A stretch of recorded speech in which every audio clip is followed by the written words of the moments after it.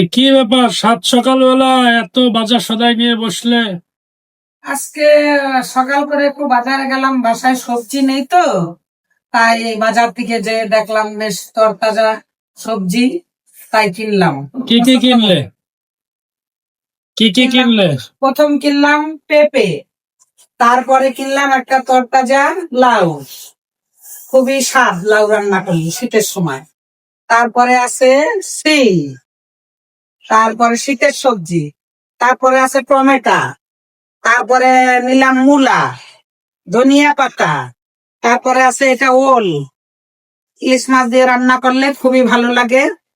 এবার কিনলাম পটল, পটলও খুবই স্বাদ, ভাজি করলেও ভালো লাগে, মাছ দিয়ে রান্না করলেও ভালো লাগে।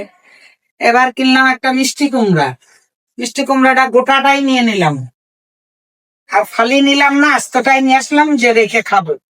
এবার গেলাম জলপাইয়ের কাছে, নিলাম জলপাই, জলপাইয়ের আচার তৈরি করব। বৌমা বললো যে আচার বানাবো, শীত চলে যাচ্ছে, তাই জলপাই নিলাম, জলপাইয়ের আচার হবে এটা, ঝাল মিষ্টি। আজকে দুপুরে কি কি রান্না হবে? দুপুরে আজকে কি? দুপুরে রান্না হবে ট্যাংরা মাছ, পালং শাক, তারপরে মূলা দিয়ে বাটা মাছ, আর বেলে মাছের চচ্চড়ি।